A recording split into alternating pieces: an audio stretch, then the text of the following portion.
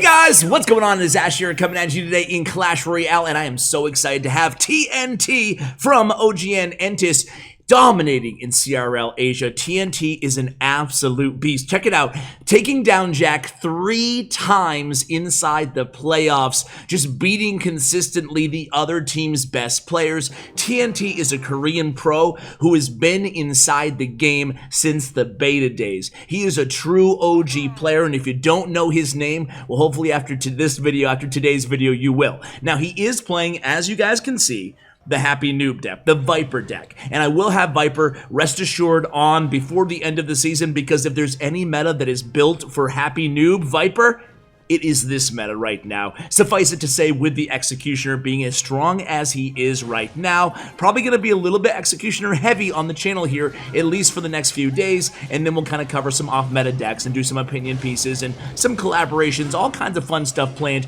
for this month here on CWA Mobile Gaming. But anyway, I wanted to get TNT on the channel. I reached out to him. I was going to show the gameplay against Jack and Expo Master from the CRL Asia playoffs, but then I realized, half the decks included the Witch. Almost all the decks included the Witch. And it was just like, you know what, I'm not even going to bother because none of those decks are even good anymore. Nice connection there on that right tower. So I asked him, what is your favorite ladder deck right now? And wouldn't you know, this is the deck that he showed me. So I was like, okay, come on, let's go ahead and play ladder with it, and I'll show my viewers, and hopefully we'll pick up a tip or two. Now, apologies if my sound is a little bit bad today because I just moved studios. My lease was up on my office, so I moved into a home studio for the time being until I find a new office that better suits me, and I haven't had time to soundproof it, so it feels a little echoey on my part. I don't know if you guys will even notice. Anyway, here we go inside the match, going against a Sparky deck. Sparky Exenado, surprise, surprise. Sparky Exenado Dark Prince minions, zap, and yeah, okay, we'll see what the opponent can do here. Luckily, we have the Rocket. Rocket's going to be good because Rocket counters Executioner if they're placed in the back, and it counters Sparky. So we're able to counter Executioner here, just utilizing our goblins right on top of that Executioner. And obviously, like I said before, Viper is the man when you're talking about playing this deck, but TNT is really, really good with it. So we'll see how he stacks up. Maybe you guys can let me know if you were surprised at TNT's skills or not. Anyway, here comes a Sparky. This could be trouble. Let's see, can we... Oh! Just in the nick of time, that Rocket comes down, and look at this defense here. Oh my word, NATO comes down. Executioner is absolutely destroying this entire push, and he still stays alive. Here comes an Executioner from the opponent. We get 1 hit with that Hog, make it 2 hits with the Hog. 20 seconds left. This is going to be GG. And look at our towers, guys.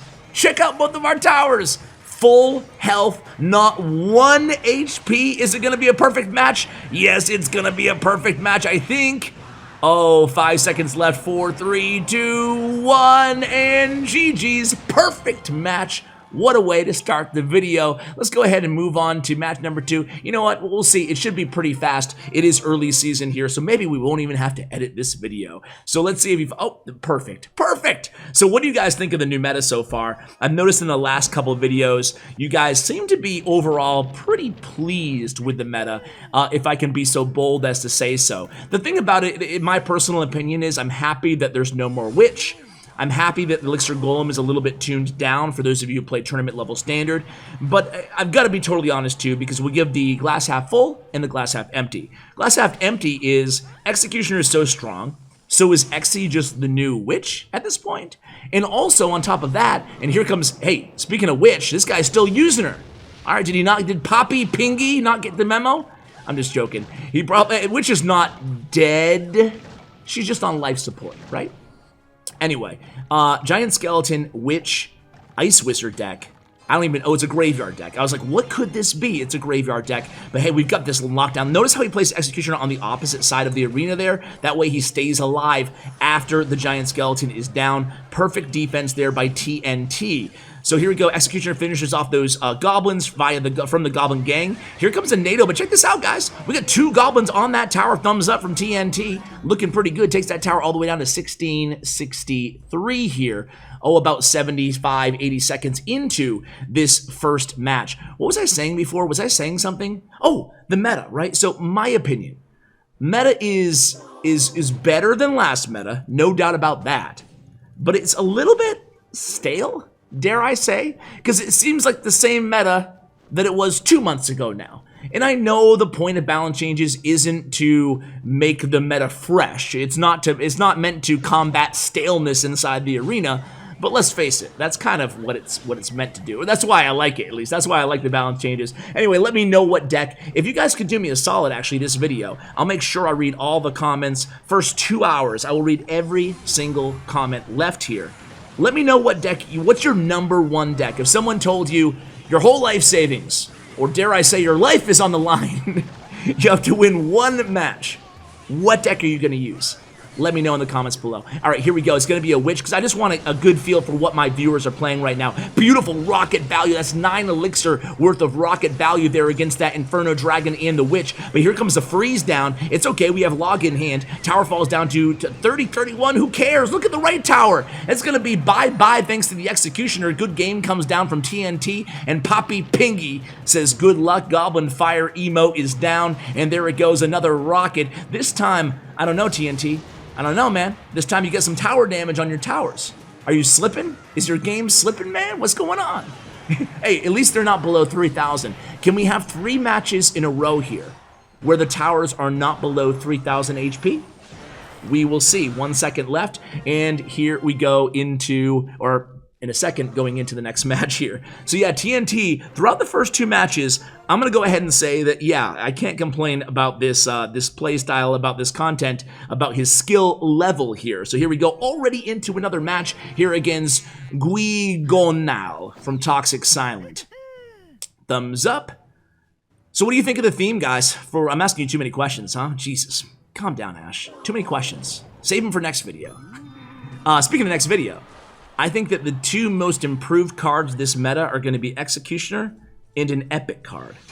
Can you guys guess which epic card? It's going to be the subject of tomorrow's video, this epic card, who I think is the 2nd most improved, or maybe the most improved inside the game right now. So stay tuned, a little tease for you guys, what we call in the business for tomorrow's video.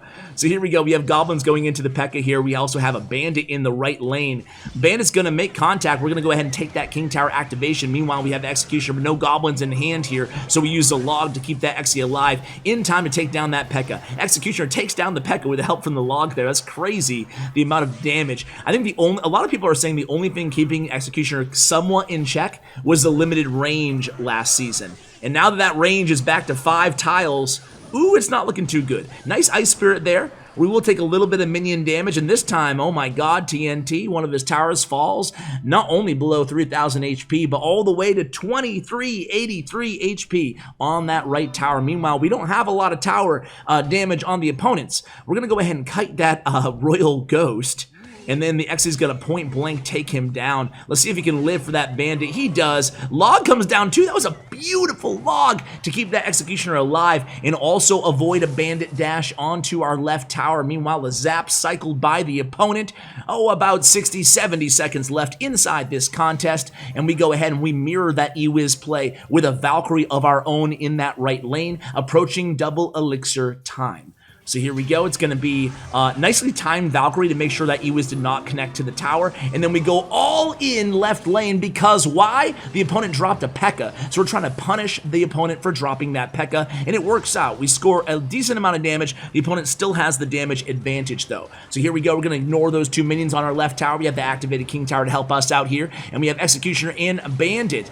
Bandit coming in. We have Executioner and Valkyrie down. Nice Valkyrie placement there, pulling everything together, and beautiful defense again by TNT. You can see this deck requires a bit of practice. I would say it's not the lowest skill cap deck by any means, despite having the rocket in there. You have to know, and one thing we've noticed here is there hasn't been any rocket cycling. Just haphazardly using your rocket, especially in this meta, would probably be a mistake more often than not. Executioner comes in clutch against that bandit there, and this P.E.K.K.A is going to die, so we go in heavy in the left. Here it goes. It's a Valkyrie. It's a Hog Rider. A NATO, an offensive NATO to pull that E-Wiz and the Royal Ghost away from the tower. That gives us the tower advantage, but not by a lot of HP. Here comes Goblins down on the Battle Ram.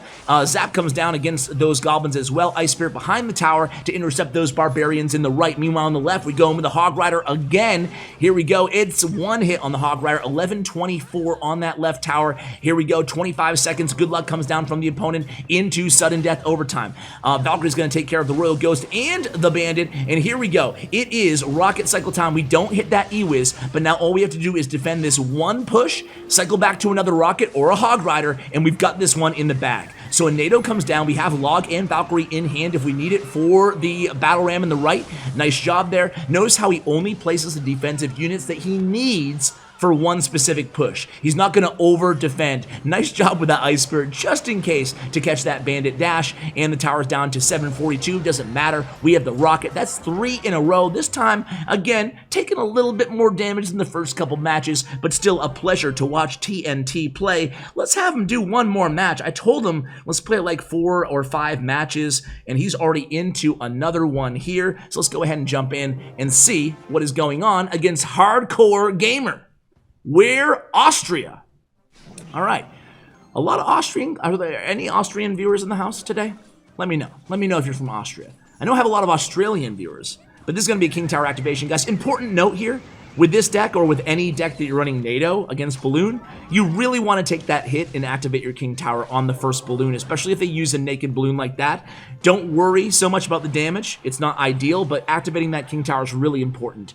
So that's how you're going to want to play that first Balloon. So it's going to be Valkyrie on Valkyrie in the right. Sounds hot. We got 45 seconds into the match here. Zap comes down from the opponent, so it's a Valkyrie cycle deck. Probably Exenado as well in the Hardcore Gamer deck, and here he goes right on cue. It's the Executioner. 1 minute into the match, we have Exe on Exe here now in the right lane. Gonna meet at the bridge, shake hands, and here it goes. Ice Spirit there. And his Executioner gets the first swing in. We go with Goblins in the back. His Executioner is going to stay alive. Here comes a rocket value, if I've ever seen it. Beautiful rocket. Log also to make sure that Executioner was knocked back in the same line of travel, if you will, as the Balloon there. So very well played. Here we go. Hardcore Gamer. So this will be a little bit, if he wins, well, if he wins or loses this match, unless it goes for 6 minutes, it's going to be a little bit of a shorter video. Don't worry, I'm gonna just kind of moving forward here on the channel. I want to keep these videos where I'm just using my own commentary and there's no pro on voice with me. I want to keep these around 20 minutes long. And then for the interview videos, we'll average around 30 minutes long in the future. Just kind of a scheduling note for you guys. So here we go. It's going to be a Valkyrie alive here, Executioner as well. And we support this push with the Hog Rider. Hog's actually going to tank for the Executioner, take 1 hit, absorb 1 hit of the Valkyrie, allowing us to get a little bit of damage against her. And we do get 1 hit, 31-61. And wow, Hardcore Gamer can't believe it. And there goes the Elixir Golem emote. Kind of mad at that 1 Hog Rider hit. He thought he played that very well. Zap comes down against the Executioner, trying to give him the Exe advantage here again as they meet at the bridge. Our Exe has a sliver of health, is going to stay alive behind that Valkyrie here, and here comes another Hog Rider. He has NATO back in hand. Let's see if he uses it here. He does. Going to be a King Tower activation, but not before we get 1 swing on that right tower. 56-54 HP, and here comes a couple of Gobos intercepting that Ice Spirit, excuse me, in the right lane. Fire Spirits, who plays those? All right, here we go. Zap comes down. Beautiful Ice Spirit NATO, just to make sure we don't even take the death damage there. And here we go, getting aggressive with those rockets. Well, that one was a beautiful rocket. That wasn't aggressive at all, Ash. That was just beautiful rocket value, taking down that Executioner and doing some valuable damage to the opponent's tower. However, here's the Balloon push. This is going to be a close one this time, right? Because we always want to make sure we have either rocket or balloon, or excuse me, or Executioner and NATO in hand for his balloons. And this might be a hit on the tower. No! Oof. We'll take death damage, though, giving the opponent the advantage, but hey, we'll take the advantage right back. It's rocket cycle time. 2 more rockets will get this done, but can we defend? This time we have Executioner back in hand, but 5 Elixir just hit 5 Elixir. This might be a balloon hit. 3 Elixir for the NATO. There it is. At the last second, NATO comes down. Again, we do take the death damage, though. 1140 on our tower, 1152. So a 12 HP advantage for the opponent here. 45 seconds almost into overtime, trying to get that log value in between these defenses, and that's going to be proving very valuable, perhaps, especially if we can take that tower down to 1 rocket range. So here we go, Exi on Exi again. Our Exi survives, excuse me, and we have a miner in. We catch that miner with the gobbles. That's an important miner catch there. Can we get this hog to the tower? We can't. 9:06 remaining, but the opponent had to use a lot of elixir defending there. Here we go. It's going to be an executioner right in the lane, realizing the opponent doesn't have a big spell in hand. Here comes the miner behind the tower. We catch it with the Valkyrie. Beautiful job there, again on defense by TNT. Are you guys a believer in TNT? Unbelievable plays. This whole video, 278, that's 1 rocket away, or 1 hog swing. Here we go. Only 2 elixir in the opponent's hand, 3 elixir, but no NATO, no NATO. There it is, GG's TNT, a flawless victory, and the wizard dab comes down. TNT is a beast. Check out his YouTube channel, check out his Twitter account, guys. All that information and his player stats and profile, thanks to statsroyale.com, will be in the show notes below. If you want to check out his overall player stats, his battle log, all that stuff will be in the statsroyale.com profile in the show notes in my description, along with my YouTube partner, Bren Chong. So check out Bren's information as well. Thank you for watching, guys. I really appreciate it. And as always, take care, guys.